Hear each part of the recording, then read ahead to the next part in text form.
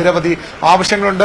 ശരി അരുൺ, എന്തായാലും അല്പസമയത്തിനകം തന്നെ ധനമന്ത്രി കെ.എൻ. ബാലഗോപാൽ നിയമസഭയിലേക്ക് എത്തും. അദ്ദേഹത്തിന്റെ വസതിയായ കാവേരിയിൽ നിന്ന് പുറപ്പെടാൻ ഒരുങ്ങുകയാണ്. ഡാൻ ഇന്ന് രാവിലെ അദ്ദേഹം സംസാരിച്ചപ്പോൾ ശ്രദ്ധിക്കേണ്ട മറ്റൊരു കാര്യം, അദ്ദേഹം പറയുന്ന അതായത് സംസ്ഥാനത്തിന് നിലനിൽപ്പിന് ആവശ്യമായ എല്ലാം നിലയ്ക്കുന്ന ആ ഘട്ടം മറികടന്ന് നിലനിൽപ്പിന് ആവശ്യമായ കാര്യങ്ങൾ സംസ്ഥാനം ചെയ്യേണ്ടി വരും. ഇപ്പോൾ ധനമന്ത്രി ഇറങ്ങുന്നു.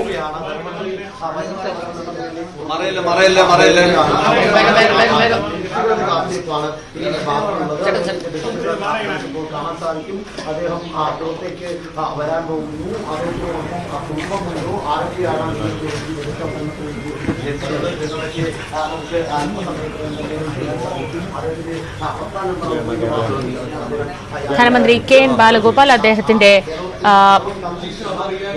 5ാം ബജറ്റ് അവതരണത്തിനായി ഇപ്പോൾ നിയമസഭയിലേക്ക് ഇറങ്ങുകയാണ്.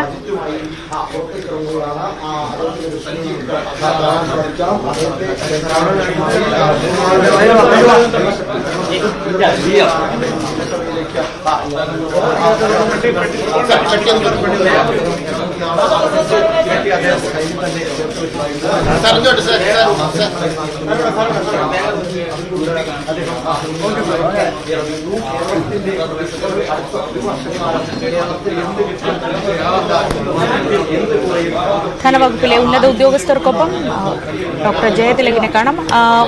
ഉദ്യോഗസ്ഥർക്കൊപ്പം അദ്ദേഹം നിയമസഭയിലേക്ക് പുറപ്പെടുകയാണ്. 2ാം പിണറായി സർക്കാരിന്റെ അവസാന സമ്പൂർണ്ണ ബജറ്റ് അല്പസമയത്തിനകം ധനമന്ത്രി കെ.എൻ. ബാലഗോപാൽ നിയമസഭയിൽ അവതരിപ്പിക്കും. 9 മണിക്കാണ് ബജറ്റ് അവതരണം. അദ്ദേഹം ഔദ്യോഗിക വസതിയായ കാവേരിയിൽ നിന്ന് പുറപ്പെടുന്നു. ഭാര്യ ആശയും അദ്ദേഹത്തിനൊപ്പം പുറപ്പെടുന്നുണ്ട് നിയമസഭയിലേക്ക്.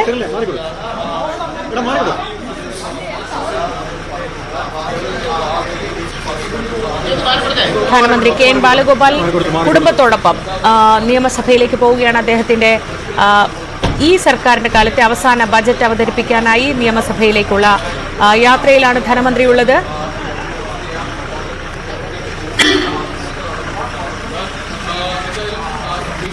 ഇനി ഏതാനും മിനിറ്റുകൾക്കകം തന്നെ ധനമന്ത്രി നിയമസഭയിലെത്തും. 9 മണിക്ക് ബജറ്റ് അവതരണം.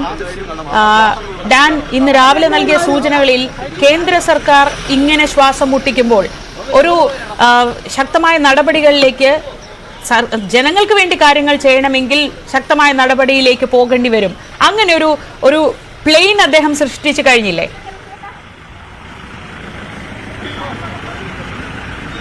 തീർച്ചയായിട്ടും ആ സൂചന നൽകിക്കൊണ്ടാണ് അദ്ദേഹം ഈ വസതിയിൽ നിന്ന് ബജറ്റ് അവതരിപ്പിക്കുന്നതിന് വേണ്ടി സഭയിലേക്ക് പുറപ്പെടുന്നത്. അല്പസമയത്തിനകം ഏതാണ്ടൊരു 10 മിനിറ്റിനകം അദ്ദേഹം സഭ കവാടത്തിൽ എത്തിച്ചേരും.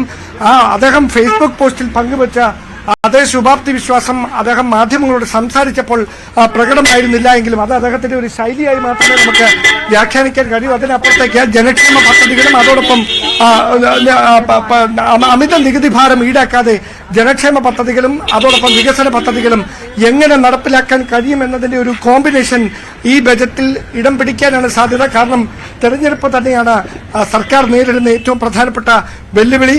ആ തെരഞ്ഞെടുപ്പ് കാലത്ത് ജനങ്ങൾക്ക് മേൽ അമിത നികുതി ഭാരം ഈടാക്കാതെ എങ്ങനെ ഈ ബജറ്റ് അവതരിപ്പിക്കാൻ കഴിയും, ജനങ്ങൾക്ക് ആകർഷകമായ സാധാരണക്കാരായ ജനങ്ങളെ സർക്കാരിനൊപ്പം ചേർത്ത് നിർത്തുന്ന ഒരു ബജറ്റ് എങ്ങനെ അവതരിപ്പിക്കാൻ കഴിയുമെന്നതാണ് ശ്രദ്ധേയമായിട്ടുള്ള ചോദ്യം. ആ ചോദ്യത്തിനുള്ള ഉത്തരം അദ്ദേഹത്തിന്റെ ബജറ്റ് പ്രഭാഷണത്തിൽ ഇടം പിടിക്കാൻ തന്നെയാണ് സാധ്യത. അല്പസമയത്തിനകം ധനമന്ത്രി കെ.എൻ. ബാലഗോപാൽ നിയമസഭയിൽ എത്തിച്ചേരും.